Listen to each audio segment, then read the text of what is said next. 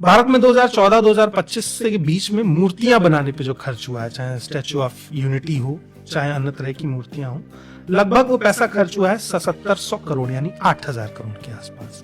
इतने पैसे में 8000 तो नहीं लेकिन 800 स्कूल बन सकते थे और उन सभी स्कूलों का नाम सरदार पटेल महाविद्यालय रखा जाता।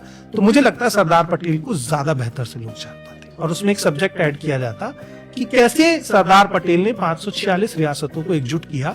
द सब्जेक्ट ऑफ यूनिटी आप पढ़ाते तो लोग जान पाते, मगर इंटेंशन वो नहीं था। दूसरा, मंदिर निर्माण और मंदिर से जुड़े क्षेत्रों को विकास के लिए जो पैसा खर्च हुआ वो लगभग 98,000 करोड़ यानी 1 लाख करोड़ के आसपास है। अयोध्या मंदिर निर्माण में 3200 करोड़ रुपए लगे और मंदिर के साथ साथ अयोध्या का डेवलपमेंट हो इसलिए 85,000 करोड़ रुपए खर्च किया गया।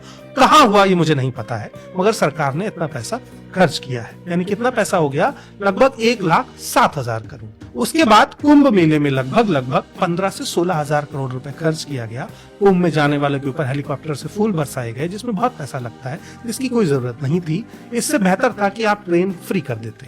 अगर आपको बहुत ही मूर्खता करनी थी तो आप ये भी कर सकते थे। 16-17,000 करोड़ खर्च हुआ यानी 1,25,000 करोड़ रुपए। भारत का एजुकेशन बजट इस पूरे पैसे से कम है और भारत का हेल्थ बजट भी इस पूरे पैसे से कम है। तो जब आप हेल्थ और एजुकेशन पर इन सब ढकोसलों से कम खर्च कर रहे हैं तो मैं आपसे उम्मीद कैसे करूं कि आप काम करेंगे? 85,000 करोड़ रुपए अयोध्या के विकास के लिए।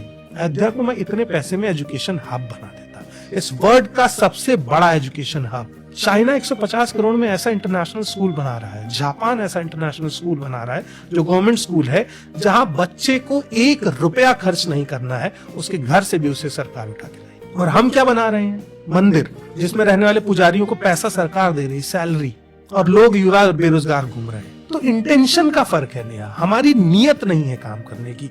हमारे देश के नेता पैदाइशी कामचोर हैं, हमें ये मानना पड़ेगा, चाहे वो किसी पार्टी से आते हैं। आप मुझे कांग्रेसी कहें, भाजपाई कहें, आम आदमी पार्टी कहें, आप मुझे बहुजन समाज पार्टी का कहें, उससे मुझे कोई फर्क नहीं पड़ता। जो नेता पावर में आएगा वो चोर होगा अगर आप उसे चोरी से नहीं रोकेंगे। सिंपल सी बात है। आप इस भरोसे पे सरकार को नहीं छोड़ सकते कि ये मेरी पार्टी के लोग हैं तो ये चोरी नहीं करें। तो ये डेटा बताता है कि आपकी अकाउंटेबिलिटी में कितना बड़ा लूपहोल है।